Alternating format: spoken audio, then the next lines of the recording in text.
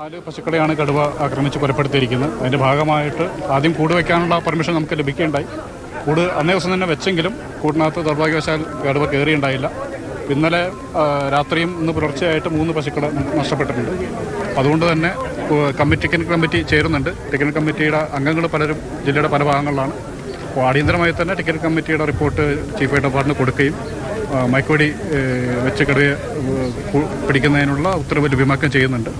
മറ്റ് സ്റ്റാഫിൻ്റെ കൂടുതലുള്ള പെട്രോളിംഗ് നടപടി ശക്തമാക്കി വരുന്നുണ്ട്. അവർക്ക് നഷ്ടപരിഹാരത്തിൻ്റെ ഭാഗമായിട്ട് സൗത്ത് വയനാട് FDAയിൽ നിന്നും അഡ്വാൻസ് തുക നൽകുന്നതിനുള്ള തീരുമാനമായിട്ടുണ്ട്.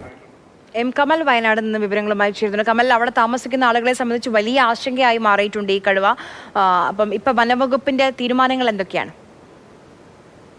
ആര്യ, ഇന്ന് തന്നെ മയക്കുവെടി വെക്കാനുള്ള ഉത്തരവ് ലഭിക്കുമെന്നാണ് പ്രതീക്ഷിക്കുന്നത്. ഇതിന് ടെക്നിക്കൽ കമ്മിറ്റിയുടെ ഒരു ശുപാർശ ചീഫ് വൈൽഡ് ലൈഫ് വാർഡന് നൽകേണ്ടതുണ്ട്. അത് ഇപ്പോൾ തന്നെ ഇമെയിലായി നൽകും. അങ്ങനെയാണെങ്കിൽ ഒരു 2 മണിയോടെ മയക്കുവെടി വെക്കാനുള്ള ഉത്തരവ് ലഭിക്കുമെന്നാണ് പ്രതീക്ഷിക്കുന്നത്.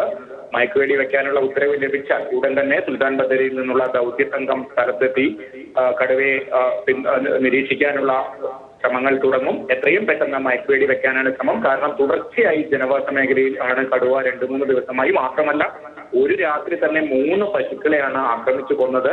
അതായത് വനത്തിലേക്ക് തിരിച്ചു പോകാൻ പറ്റാത്ത രീതിയിൽ, അവിടെ ഇരതേടാൻ പറ്റാത്ത രീതിയിൽ എന്തോ ഗുരുതരമായ ആരോഗ്യ പ്രശ്നങ്ങളുള്ള കടുവയാണെന്നാണ് വനംവകുപ്പിന്റെ നിഗമനം.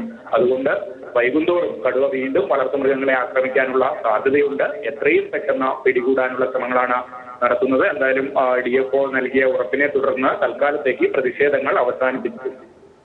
ശരി.